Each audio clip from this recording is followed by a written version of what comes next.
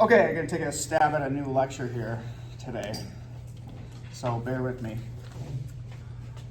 So we're gonna talk about chloroplast transformations. So now we're in the module of transformations, and the first transgenic thing we started talking about was algae.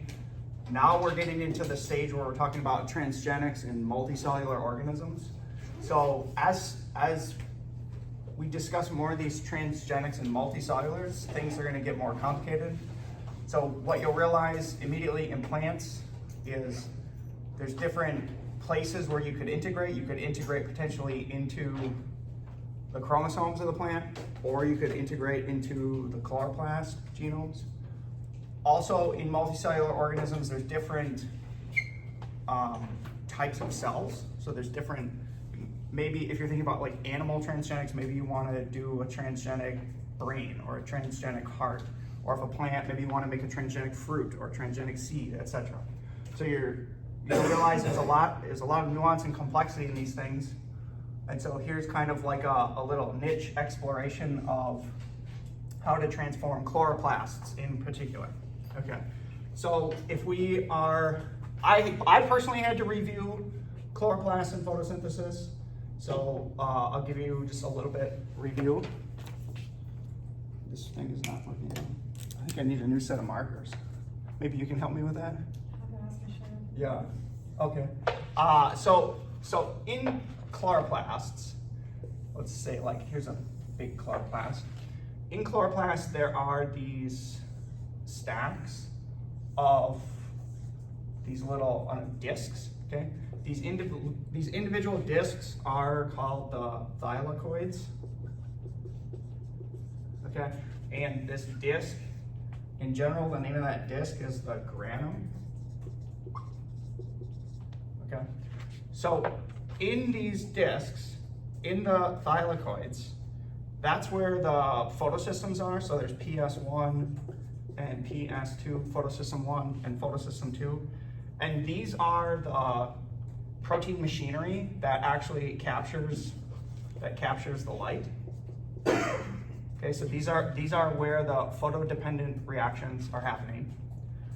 The chloroplast in general has two different membranes. So there's an inner membrane. I'll try to copy this drawing. There's an inner membrane, and then there is an outer membrane.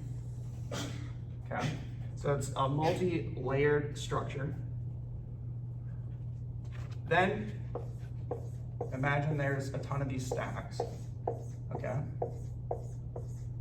In between these stacks, that's what's called the lumen. Lumen is a pretty common term you see in biology. It often just means like inside a container.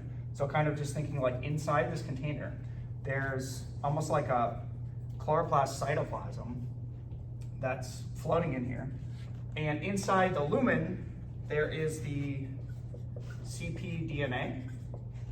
So chloroplasts are essentially little symbionts. They're essentially like little microbes that live inside the cells. They have their own DNA, and in the lumen also, that's where they make their own ribosomes. So they have their own chloroplast ribosomes, okay? They have their own transcription that's occurring in here, making their little chloroplast proteins, which are getting translated by their little chloroplast ribosomes, okay? So they're almost entirely independent from the rest of the cell, although you can't take a chloroplast and it can't like survive on its own. So what's happened to the chloroplast is, if this is the chloroplast genome, the thought was that originally, kind of like the mitochondria, perhaps an independent microbe that had its own genome that was completely self-sufficient, perhaps it got swallowed by another cell, okay? And over time, what happens is the chloroplasts get used to living inside the cell. It's like a safe environment. And so they don't necessarily need all this battery of genes that they originally started with. And so over time, much of the chloroplast genome has either been directly lost or transferred to the nucleus. So some of these genes now are essentially like gone. Either they've disappeared, or what can happen is they can get horizontally transferred. Man, I'm having a rough time with these markers. They can, oh, that's a good one. That's what I like, okay. They can get horizontally transferred into the nucleus of the plant, okay? And so over time, this symbiotic relationship develops, and as they lose genes to the nucleus, the chloroplasts become more and more and more dependent on the plant, and the plant then also in turn becomes dependent on the chloroplast. So the cpDNA includes about 100 genes. So the chloroplast genome is about 100 genes in its entirety, but you're missing some things that are key for chloroplast formation, which have been lost to the nucleus. Okay. Oh, wait. Okay. This should actually be stroma. So correct that. The lumen is technically inside the thylakoid disc. Okay. The cytoplasm kind of stuff of the chloroplast is the stroma. So I made a mistake there. I'm not a plant person. Okay.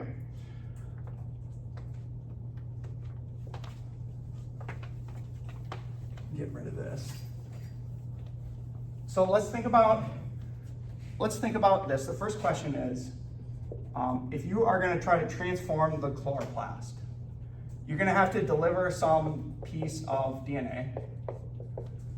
Okay. How many membranes does that DNA have to cross to get into the chloroplast? 2. So imagine like you're actually going to do this. How many does it have to cross? 3, yeah. So keep in mind that you have the cell, and then if it's an algal cell, 1 chloroplast, which has the 2 membranes. So you actually have to get the DNA across 3 membranes. Okay, so that's setting up the case where one reason why this is a little bit difficult is you have to get the DNA across 3 separate membranes. That's not always super easy to do. Okay, so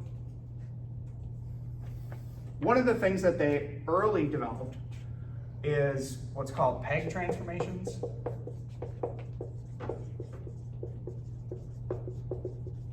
Okay, PEG is polyethylene glycol. This is like, I debate what I should make you guys memorize. This is probably actually a chemical worth just having in your brain, like knowing, because this is also the same chemical that's used for yeast transformations. So if you ever do a yeast transformation, you use PEG. And if you do a chloroplast transformation in this PEG way, you'll use PEG. So PEG is a common reagent that causes transformations. It's not quite clear how the mechanism works, but it's thought that the PEG chemical essentially will, not on the outer membrane, the chloroplast membrane, the PEG chemical will essentially induce transient pores through which, in the membranes, through which the DNA can then kind of like pass through, okay? So the first methodology is this PEG transformation where you treat, actually the first step, if we're talking about steps, the first step is you form what are called protoplasts. Okay, so protoplasts are plant cells where you have removed the cell wall. So imagine you have a plant. It's got the membrane and then the chloroplast. So a protoplast is when you get rid of the cell wall, okay? And that is already making it just a little bit easier to transform. And then you can do this PEG transformation where the PEG will create the holes and it'll go in, okay? And once it gets in, what works is the way that it will integrate is through homologous recombination. So we've already covered that, but essentially you would build a construct that had homology regions with your gene X, and that should match up somewhere in the cpDNA, okay? And so the simplest way, or maybe not the simplest way, but one way, one of the earlier ways, was they would just do homologous recombination, and the way that they would deliver the DNA is through these PEG transformations of protoplasts. So that is one way to do this. Okay. talk about biolistics in a second. Let me just throw in like more complexity. Okay, so in an algal cell, like we talked about last time, there was only one chloroplast. But in a plant, like a leaf cell, how many chloroplasts are there? In a plant man. I don't know the exact number. Take a guess. It'd be like thousands of them. I looked it up and it was not 1,000, but you're pretty close. It was about 100. Okay, yeah. So keep in mind, again, like the nuance of this, things can be difficult in that if you're transforming an algal cell, maybe that's a little bit easy. But if you have a plant cell that's like from a leaf, it can have about 100 chloroplasts. Okay, and here it even gets more complicated. This is the chloroplast. So you got 100 of these things. Inside the stroma, I'm finally getting it right. I'm learning. I can learn too. Inside the stroma, they're actually polyploid. What does it mean to be polyploid? Multiple genomes. Yeah, there's multiple genomes in the chloroplast itself, okay? And they're actually polyploid to a quite extensive extent. They can have up to 100 copies of the cpDNA, okay? So not only can you have 100 different chloroplasts, in each of these chloroplasts, there can be 100 copies of the cpDNA. So what then is going to be the problem when you try to do homologous recombination into some cpDNA? What's going to be the problem? It'd be such a small expression that you wouldn't notice it. I don't know what you mean. Why would you get a small expression? Actually, one of the advantages of doing chloroplast transformations is you can get massive expression because you potentially have like a ton of copies if it works properly. But think again, think more. Like what's going to be the inherent problem knowing this complexity, trying to get this to happen? So with all that DNA, it's really hard to find your homology regions and be efficient at creating homology. I don't think that's actually going to be a problem because you're actually going to have these number of sites times 100 times another 100. So you'd actually have 100 times 100 sites where they could recombine. There's something you guys are missing. I'm trying to think of how I could make it hint at it easier. Nobody sees why or what the inherent problem is going to be. Too many membranes to go through? No, we figured that out with the PEG. So PEG solves the membrane problem. Do you know? I think so. I mean, I would assume it's the getting systemic expression throughout the plant because if there's. Like, Well, that comes hard to later. That comes later. Okay. So people are not seeing it, or maybe they do see it, but they're not expressing it. So if you get one, if you do the PEG, you get the DNA in, you get your successful homologous recombination. Okay. How many copies now of gene X are in your chloroplast? 100. Really? 100? How'd you get up to 100? You just got one successful homologous recombination. Because you have 100 copies of cpDNA inside of it. I don't know. So this is the problem. This is the problem. You can't all of a sudden, once you get one integration, you can't all of a sudden jump from that 1 to 100. You'd have 99 wild types, and you'd have one that looks like this. Oh, would you just have to put in a bunch of homology regions to do them? Like, would you have to? Well, so maybe this is like maybe people are envisioning that like transformation is way more efficient than you think. Like transformation is actually not that efficient, okay? It's very hard to get it to work in that you have to do this with probably thousands of different cells, and you'll get lucky, you'll get one. And in that one, there'll be one integration. So my point is that you might get this homologous recombination, but it's only gonna recombine probably like at one cpDNA. And then you have a chloroplast that's essentially like has one transgenic copy, but 99 wild type copies. So now you're faced with the conundrum of how do you now create chloroplasts that transition from having 1 to 100 copies of the transgene. Does that make sense? So you do that through a selective regime. But you see that that's the conundrum? Okay. One of the issues is generating, there's a term for this. It's called homoplasmic cells.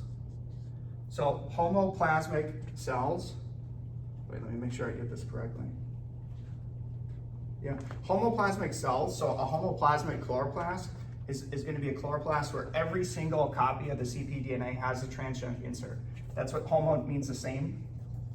So if you have a homoplasmic chloroplast, you've gone now and you have 100 copies of the transgene insert. Generating that is quite difficult, or it takes a little bit of time in selection. Okay, so that's the actual term for it. As opposed to heteroplasmic.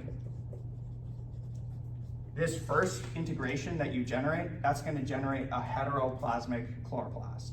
Okay, so just understand that there's a process, even after you get a successful transformation, there's now a process that has to be initiated where you have to select not only for the transgenic insert, but also for the process of converting from heteroplasmic to homoplasmic cells. Okay. Okay, now let's talk about the other way to transform chloroplasts, the biolistics.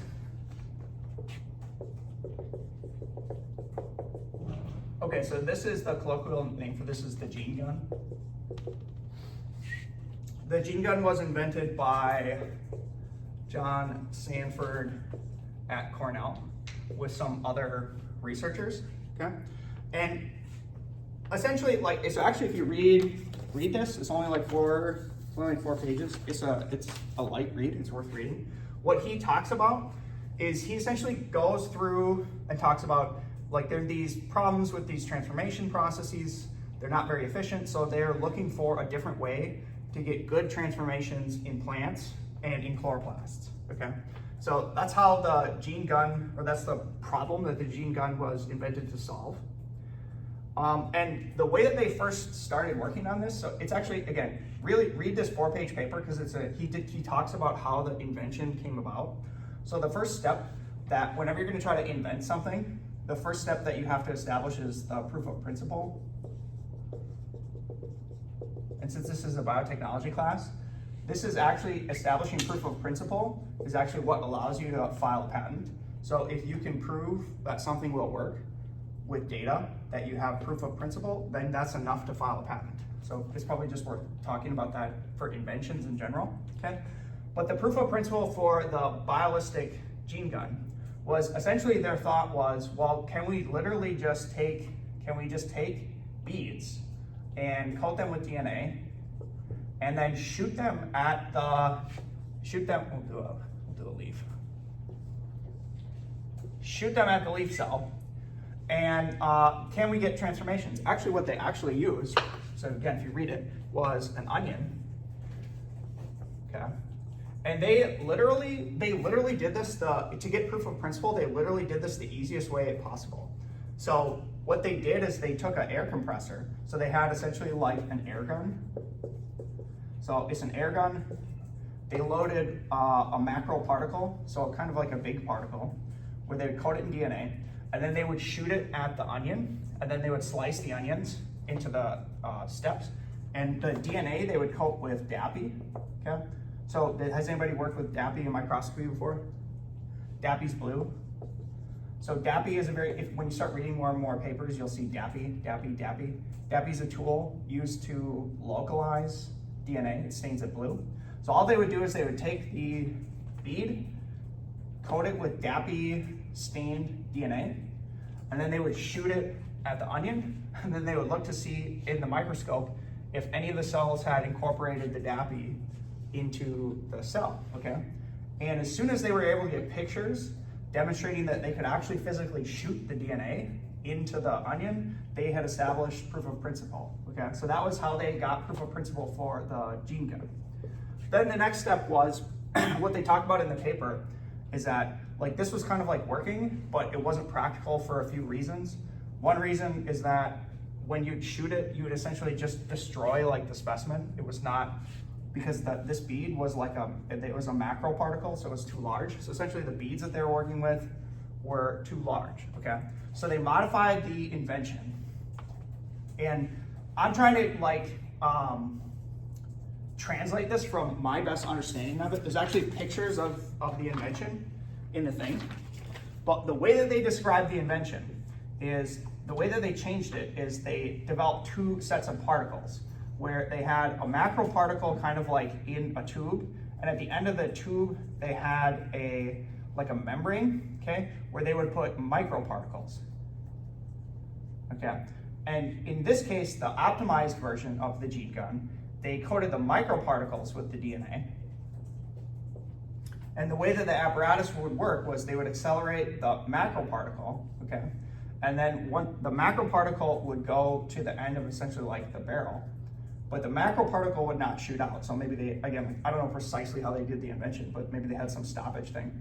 And then it was essentially just bounce the membrane, then convey the force to these microparticles, and then the microparticles could then go and shoot the actual, like in this case, they're doing leaf cells, okay?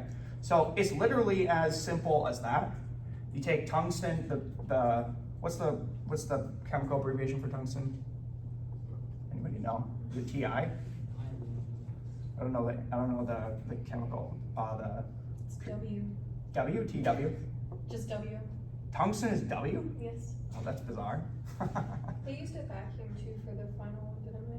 Probably. Like this is not the exact invention. Like I'm not drawing the exact, but I'm telling you like how they optimize it from the proof of principle to essentially like what it does. This is how they describe what it does. Is it accelerates a macroparticle which conveys and hits these microparticles which then shoot into the thing.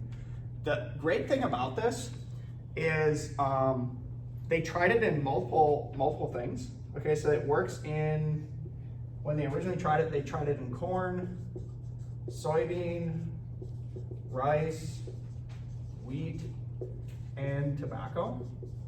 And he actually writes about that in the article. Like, again, one of the problems was if you're working in agriculture or biotech, finding some kind of tool that works in multiple systems is actually pretty rare. It's very hard to do that. So this is kind of an amazing invention that can be used because it's applicable to many different types of cells and many different plants. So this is pretty much like revolutionary for agricultural biotech, because now you can do transformations of chloroplast in essentially like any plant. And the reason that this works particularly good in chloroplast is because, again, it's really good at like, the particles go through with enough force that they pierce the membranes.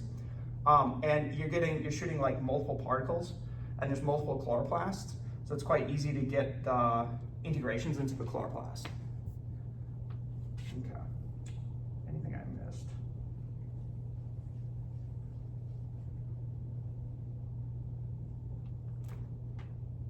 That was pretty much it. Okay.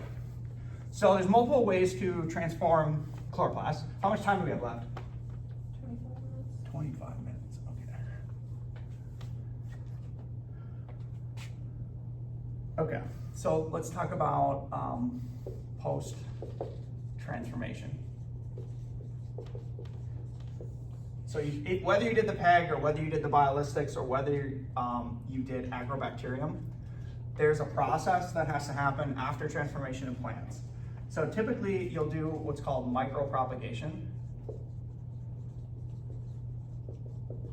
So plants are really interesting biotechnologically and different from animals in that what's unique about plants that you can't do with animals that you can do with plants? Maybe that's a way too broad question. You can regenerate it. Yeah, you know. Essentially, if you just take if you have a little tissue of any plant, you can take that tissue and you can add chemicals to it and you can like regenerate an entire plant from a single, like a little tissue sample. You cannot do that with animals. You can't take like a skin cell, well, like it's starting to get pretty advanced nowadays, but you can't take like a skin cell and regenerate a whole new animal. You can do that with plants, okay? So oftentimes what people are either treating with agrobacterium or shooting with the Biolistics or doing the PEG transformation with is not like a full plant or even like a seed. It's usually like a little tissue sample that can later be used to generate a full plant, okay? So the process of transformation actually happens on a little tissue sample, oftentimes called a callus, okay? And then you go through a process of micropropagation, where there is media that you can make, okay? And you can put your callus that you just shot with your DNA onto this new media, okay? And typically you'll add then selectable markers. So there's some antibiotic markers that work. The ones I saw in this in the papers that I read were spectinomycin.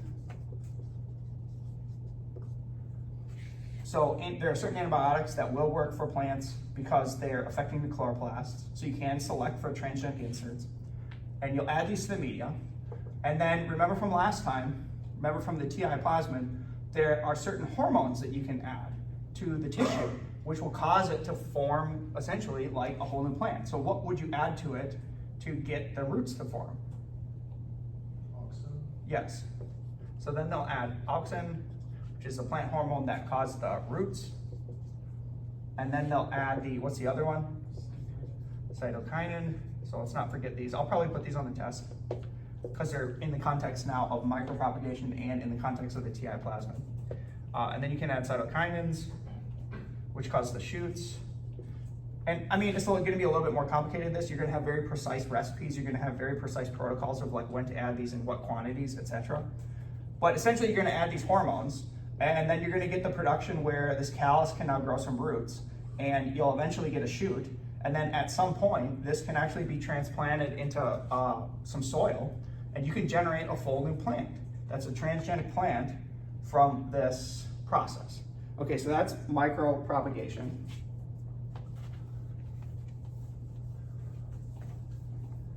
Now, because we're talking about multicellular organismal transformations,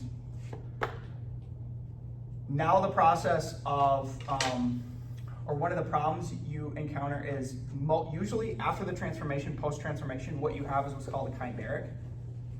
What does that mean in this context?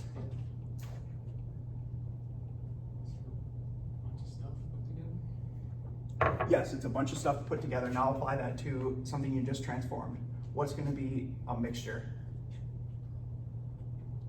Is it like one homoplasmic cell in the sample? Yeah. So you're gonna have this conundrum where, let's say you have a callus. So in that callus is gonna be like multiple plant cells. Okay. And in those plant cells is gonna be multiple chloroplasts. Okay. And let's say that we'll do some different colors. So these are cells and chloroplasts. Okay, so this callus is a chimeric. This will be a term that also comes up in the context of CRISPR. So this is actually a pretty common molecular biology, biotechnology term, chimeric. Essentially what it means is that you have a collection of cells in a multicellular organism where some of them are transgenic and some of them are not. That's a chimeric, okay? And you need to perpetually now grow this under selection. So if you keep growing this under selection, it's going to take a little while. And that's actually one of the hard parts of plant transformations is that it takes a while, like more than a few weeks to essentially select for the actual transformant. And when that process is happening, it can become contaminated. So that's one of the difficulties of plant transformations is it's a long process, okay? But over a period of time of selection, selection will cause these cells to essentially die or be replaced by the cells that have the transgenic insert. And you also have the homoplasmic, heteroplasmic issue where some of these cells probably have some chloroplasts that are not transformed, okay? And they're probably gonna be at different ratios. But over time and over stringent selection regimes, you'll eventually get to the scenario where you have essentially everything is now homoplasmic,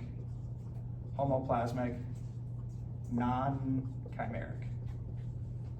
Okay, and then this thing can generate an entirely homoplasmic, non-chimeric plant. Okay, so that's like one of the particular things that makes transforming multicellular organisms difficult. In this case, the process is solved by selection. How is the process different for animals, which we're going to talk about next? So the next lecture we'll move to insects, transgenic insects. In insects, you can't do this because you can't generate a whole new insect from like a tissue sample. So in insects, how do you solve this homoplasmic non-chimeric problem? Transform the zygote. Yeah, so that's the fix or the switch, that the thing that's different about animals versus plant transgenics is in plant transgenics you can just do it on a callus or a tissue sample or even a leaf sample or a twig, whatever. In animals, you have to actually do it on the zygote. So you have, right when the sperm fertilizes the egg, if you get your transgenic DNA in that, then that can generate a fully homoplasmic non-chimeric creature. Okay. Is there ever an issue on like the callus where your wild type cells are overtaking rather than your transgenic cells? Yeah, so if your selection was not very good, like you might get a problem like that. Or you might never be able to get rid of the wild type ones if your selection is not very good. So if you read, I read a few, before I gave this lecture, I read a few papers on this transformation process. All of these papers, like that's always a big conundrum that they first need to solve is what is the most efficient selectable marker? And then once they find a very, very good selectable marker, then they've kind of solved that problem. But much of the initial research is on exploring different markers and seeing which ones can solve this problem kind of like the best. Does that make sense? Yeah. Good question. Okay. Anything else?